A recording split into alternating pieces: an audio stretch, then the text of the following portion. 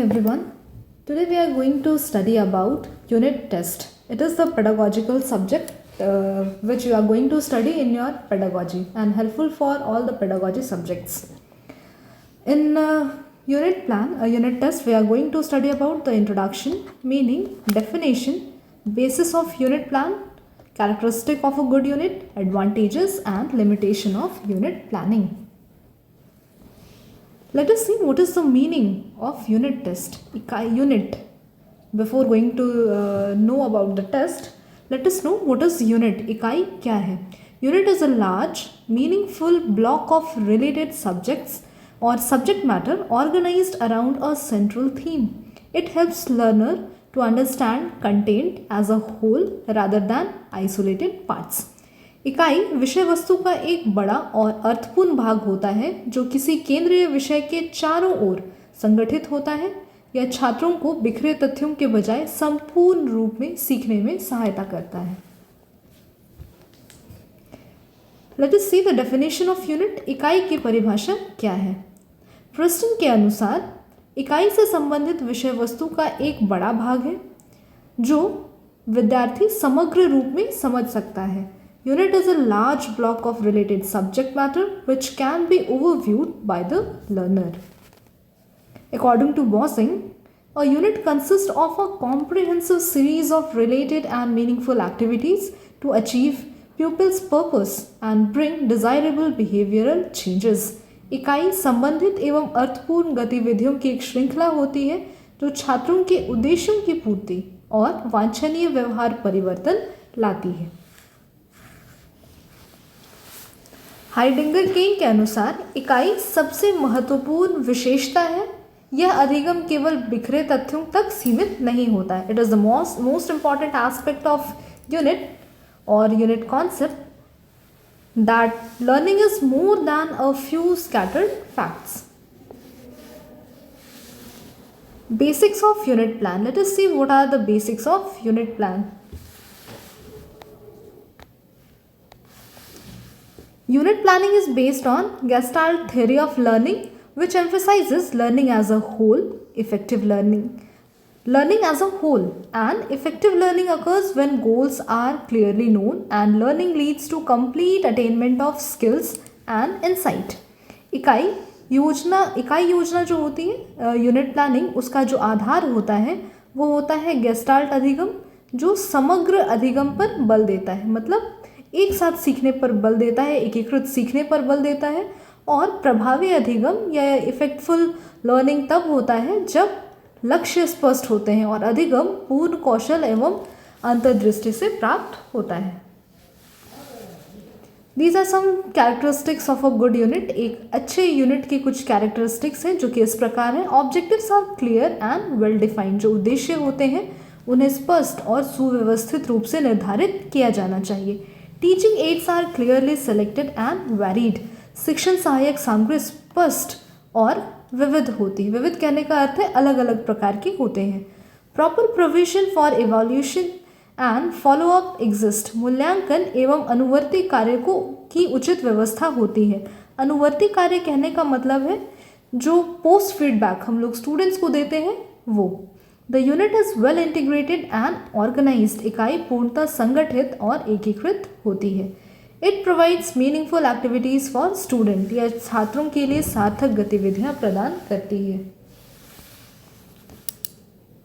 Students get freedom to plan, organise and execute work.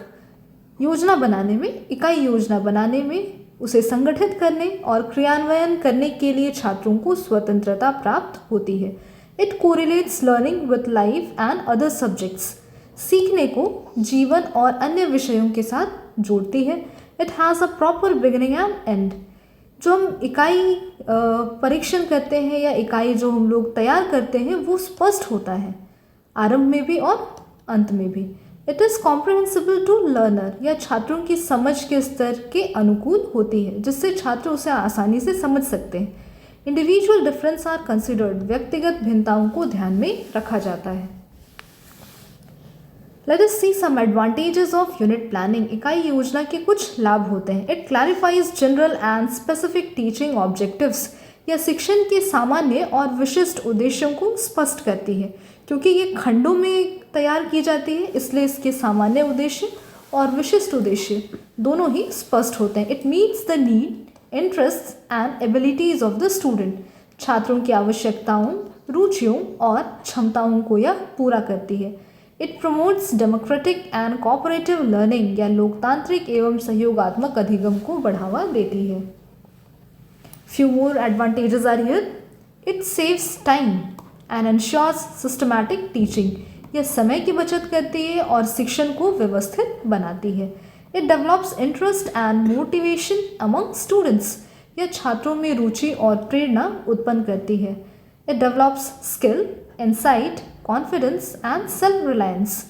कौशल, अंतर्दृष्टि, आत्मविश्वास और आत्मनिर्भरता का विकास यूनिट प्लान या इकाई योजना के द्वारा होता है। अगर लाभ है तो कुछ हानियां भी होंगी। Some limitations of unit plannings are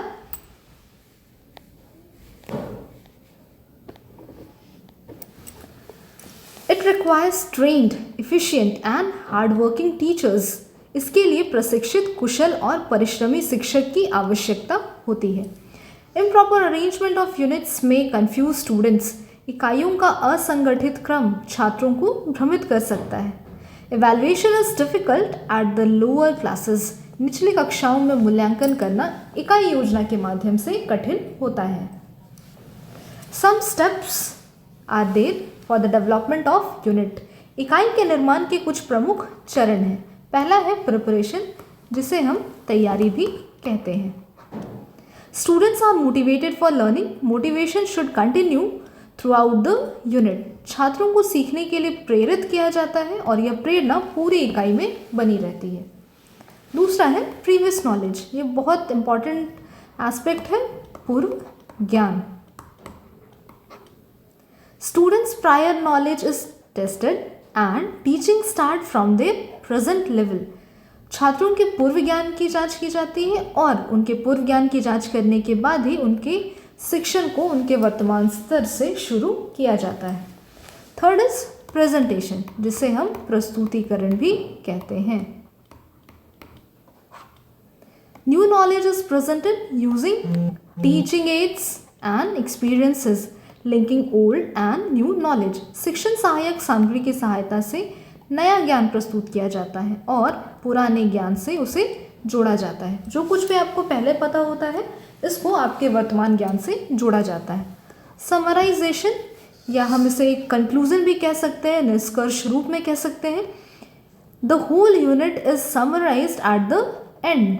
sectional summarises may also be given. कहने का मतलब है इकाई के अंत में संपूर्ण विषय वस्तु का सार प्रस्तुत किया जाता है। जैसा हम एक समरी लिखते हैं, बिल्कुल उसी तरीके का।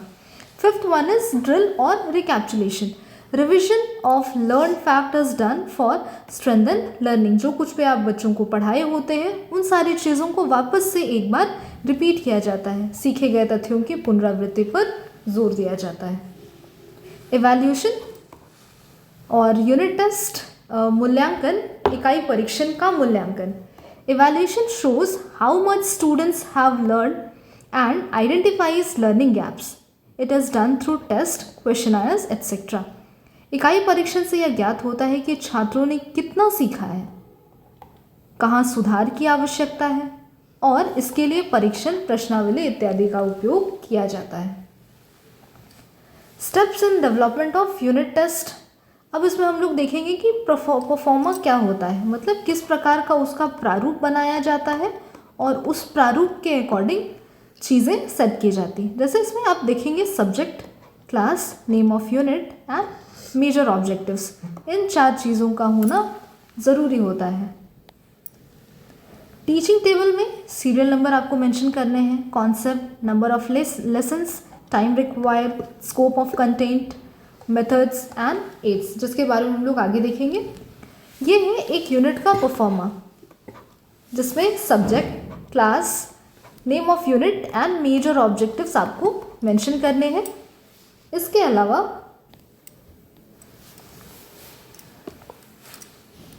Serial number, concept, number of lessons required, time required, scope of subject contained, method and aids. This is all for today. In the next class, we are going to study about blueprint. Thank you, class.